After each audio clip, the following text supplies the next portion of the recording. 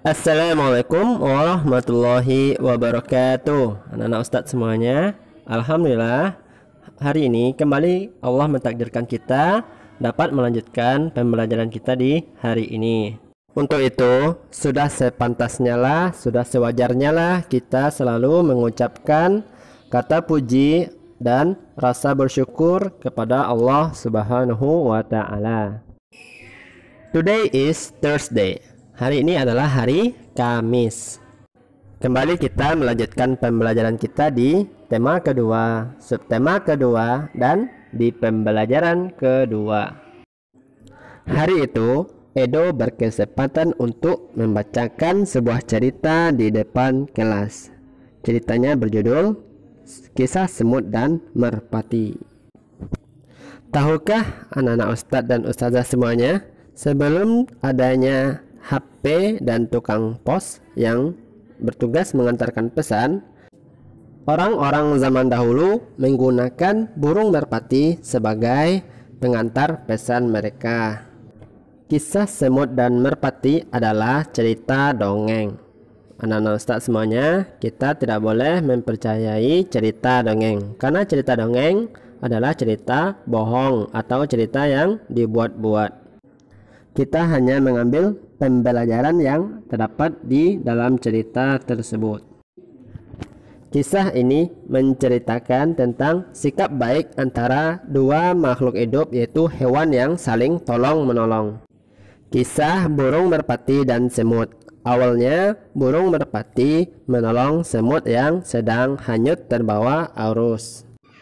Kemudian, kebaikan hati burung merpati tersebut dibalas oleh semut yang ketika itu melihat seorang pemburu yang hendak menangkap burung merpati yang sedang tidak menyadari bahwa dirinya sedang dalam bahaya. Lalu semut menolongnya dengan cara menggigit kaki sang pemburu tersebut sehingga dia tidak jadi menangkap burung merpati. Pembelajaran yang dapat kita ambil dari cerita ini adalah kita harus senantiasa mengingat kebaikan orang lain kepada kita dan berusaha untuk membalas kebaikan orang lain tersebut. Selanjutnya, terdapat seorang anak yang bernama Benny. Benny adalah seorang anak yang menyukai binatang, dan Benny memiliki hewan peliharaan seperti ayam. Setiap hari, Benny memberi makan dan minum kepada ayam-ayamnya. Ayam-ayamnya sudah ada yang bertelur, dan Benny bertugas mengumpulkan telur-telur tersebut. Ayah Benny juga menyukai binatang. Ia memelihara burung beo. Burung beo ayah Benny bisa bicara. Ayah Benny juga orang yang lucu. Ayah Benny juga mengajari burung beonya dengan kata-kata yang lucu, sehingga ayah dan Benny sering tertawa mendengar kata-kata dari burung beo tersebut. Dari cerita tersebut dapat kita ketahui bahwa setiap manusia memiliki sifat masing-masing. Dapat kita ketahui bahwa Benny dan ayahnya sama-sama menyukai binatang.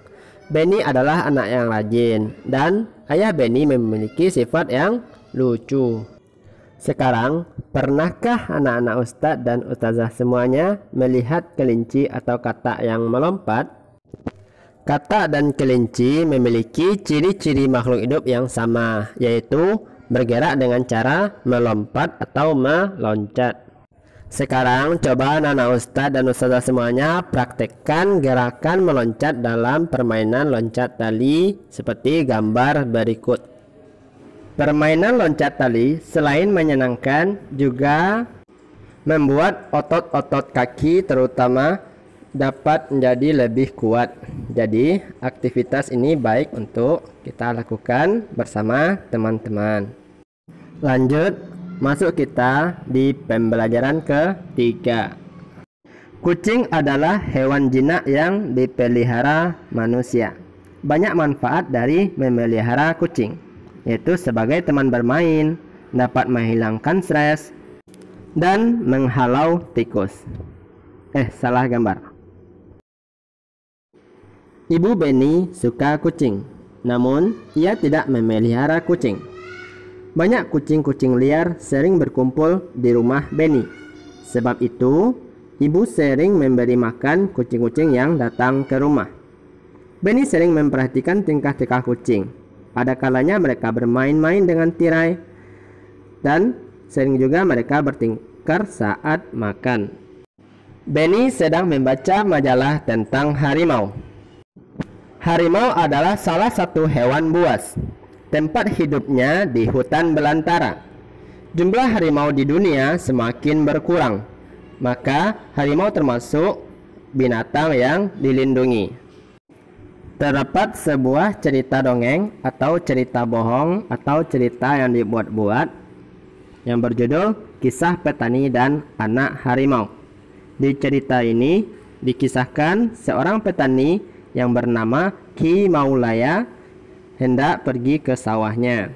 Lalu dia menemukan 3 ekor anak harimau yang terjebak dan tak bisa keluar dari lubang.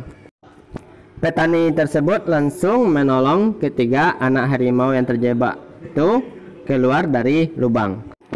Setelah ketiga anak harimau tersebut berhasil keluar, lalu induk harimau pun datang. Pak petani pun merasa takut dan gemetar. Dia merasa akan dimakan oleh induk harimau. Ternyata dugaannya salah. Induk harimau tersebut mendekatinya sambil mengendus-engendus, seolah-olah induk harimau tersebut berterima kasih kepada Pak Petani karena telah menyelamatkan anak-anaknya. Setelah kejadian itu, Pak Petani yang bernama Ki Maulaya bersahabat dengan harimau tersebut. Dari kisah ini dapat kita simpulkan bahwa kebaikan pasti akan dibalas juga dengan kebaikan. Sore hari, Benny memasukkan ayam-ayamnya ke kandang. Ia menemukan beberapa telur di dalam kandang. Ia sedang berpikir, bagaimana jika telur itu ia simpan di dalam beberapa tempat. Telur yang dikumpulkan oleh Benny berjumlah sebanyak 20 telur. Jika telur itu disimpan dalam 5 kotak, maka tiap kotak akan berisi 4 butir telur. Karena 20 dibagi 5 sama dengan 4. Kita dapat menuliskannya dalam lambang bilangan, yaitu 5 dikali 4 sama dengan 20. Begitu juga sebaliknya, jika telur itu disimpan dalam 4 kotak, maka tiap kotak akan berisi 5 butir telur. Karena 4 dikali 5 sama juga dengan 20. Maka kita dapat menuliskan bentuk perkaliannya dari penyimpanan telur Benny, yaitu 5 dikali 4 sama dengan 4 dikali 5. Sekarang coba Nana Ustadz berlatih untuk mengerjakan soal di halaman 79 dan 80. Kerjakan seperti yang telah Ustadz jelaskan. Sekarang masuk kita di pembelajaran keempat. Hewan di sekitar kita memiliki ciri khas masing-masing. Kucing berkaki 4, berbulu dan bersikap manja pada tuannya. Sedangkan kelinci juga berkaki 4, tetapi jalannya melompat dan suka makan sayuran. Bukan hanya hewan yang memiliki ciri-ciri, manusia juga memiliki ciri-ciri baik fisik maupun sifatnya. Misalnya Benny memiliki sifat penyayang pada binatang. Sedangkan Edo bersifat penolong karena suka membantu temannya. Sifat Edo tersebut bisa kita tuliskan di dalam diagram berikut. Sekarang coba tuliskan sifat-sifat yang dimiliki 3 orang terdekat kita. Bisa Abi, Umi, kakak, adik maupun abang kita.